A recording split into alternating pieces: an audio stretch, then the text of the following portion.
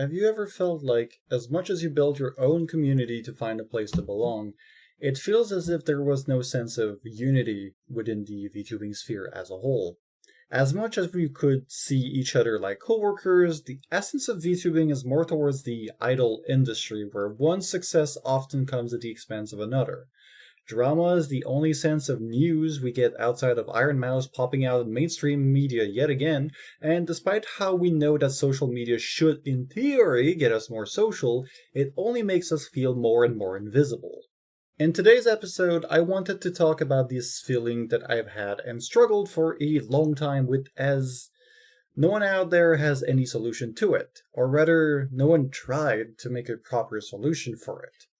Let's explore this dark vein to see if there's some hope out there or if we're looking at a problem without much of a solution. Welcome to Your Virtual Identity, the show for VTubers and creators who want more than just numbers on a screen. Here we dive into the real side of content creation, the wins, the struggles, and the mindset shifts that bring clarity when the chaos feels overwhelming. I'm Dog, and every episode is about helping you create with purpose and build something that lasts. Today, we'll try to find if there is still some whimsy and hope out there, or if we are doomed to solitude by design. VTubers trace their roots to Japan, where digital personas, anime aesthetics, and the idol fandom have long been part of the internet culture. The emphasis has always been on the character and the anonymity of the real person behind it, and an idealized interactive viewer-creator relationship. We know how much Bao wants to be bred, but do we really know how the real Bao feels when the stream is done and she isn't being perceived? Because of the idol industry behind VTubing, the business model, and the fan expectations carrying element of such system, fans expect growth, performance, investment, and often one-sided relationships. Although some people do get weirdly parasocial with it. VTubers are often seen as performers rather than real people, and amongst VTubers, most VTubers' secrets are kept to oneself rather than being shared to better everyone's content. If we knew the secret behind how scripted or genuinely unhinged someone is, it could change our perception of them, wouldn't it? The mystery is part of the charm of VTubing as a media delivery. The same mystery and avatar fragmentation between the real and digital brings us to the next point. When interacting with another creator, are we interacting with the real person or only with the persona? Is it clout chasing or is there something actually genuine going on? From one day to the next, the other person's true color could come up and you'd feel betrayed as you were trying to actively be a friend, and they used you as a stepping stone for growth. The VTubing sphere has been continuously growing, as you could learn more in the episode I did about it. With this rather juvenile sphere that used to be only a niche in Japan, now being worldwide, we are back in high school, seemingly. From a Reddit post, finding genuine friends in this community has honestly been so difficult for me. Every time I try to, it doesn't go anywhere. A lot of people are into VTubing because they want to be famous and make this as a job. Many people are very transactionally focused and have very little time to build relationships with people who are not as growth focused as they are, which makes a lot of sense. If someone only treated making videos as a hobby, when my own revenue depends on it, I wouldn't want to spend time with people who could siphon that time away and potentially make me financially unwell. There will be a lot of people like this. And if you are with your hearts on your sleeves, you might have quite a few elbows as people pass by in a hurry. Then, in your own wisdom, you might remember that you're building a community for yourself and should, theoretically, feel less alone, right? Well, your community and viewers come from all walks of life and might just enjoy the content you make after they spend their entire day working in retail, for example. The chances that you find someone else in there that also loves to get extremely technical about J-cuts is extremely low.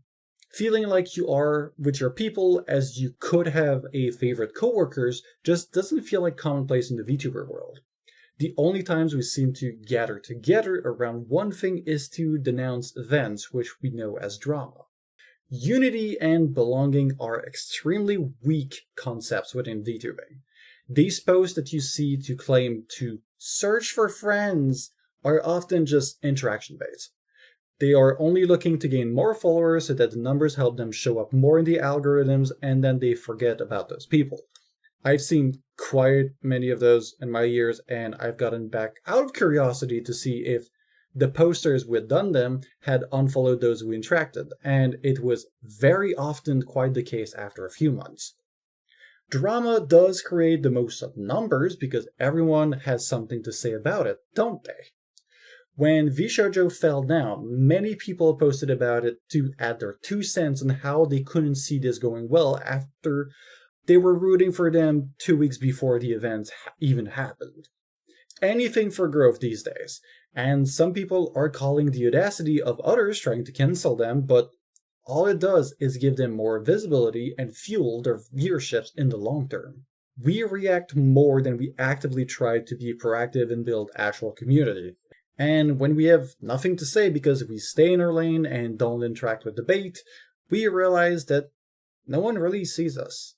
There is this feeling that we need to be on and perform all the time in an ever-evolving carousel of content. After all, if you're not live in a live stream, people won't see you if you have no content going elsewhere. If you don't have 5 pieces of content a week, people forget who you are and go binge other creators. We are all fighting for an audience's attention to forget that we have no real connection. The VTuber persona is better, more pristine, and always on brand. To break that mystery would be to break this barrier that both protect and create the charm of making content. It protects the real person from stalkers and from judgment, but it creates this chasm between all of us. This chasm has been tried to be mended by agencies where the people under this umbrella fosters often more collabs and have more chance to build proper connections while being helped on the side of brand deals, content creation, sponsors, events, and so many other things. Or at least they should, but that's often not really the case, and this, by consequences, makes the want to be an indie creator rise, while wanting to feel like this less disconnected from the others. When everything started falling down at vShoujo, Mousy said that she thought that she was part of a family. But when things got hard, she found out that she was just alone. vShoujo was often seen as the savior of the agency world on the EN side, given that they seemed to be doing so well. Everyone sided with the talents when it went under, obviously. But what about situation when there's a divide before something bad happened? Kiryu Koko, a now graduated member of Hololive, got into a heated situation that divided her audience and created a lot of backlash towards her and instilled drama all across the agency she was under. She felt so frustrated, among other things, that the agency did not want to divulge openly that she decided to just graduate and ask her community not even bring the fact to any of the other Hololive members, seeing how heated the situation got. It got to a point where it was really toxic. A lot of people speculated that management didn't want anybody to have to deal with Coco, and it created a lot of feud within the fan base. When that had been going on, one can only begin to think of how alone she must have felt, with no one to properly assess the situation that was going on when she had her back against the wall. So, can we do anything about it, realistically? I've seen many attempts to build communities that ended up not really going much of anywhere, given all of the previously mentioned issues. It's obvious as to why that would be happening without someone actively dedicating to it at all time and being paid for it.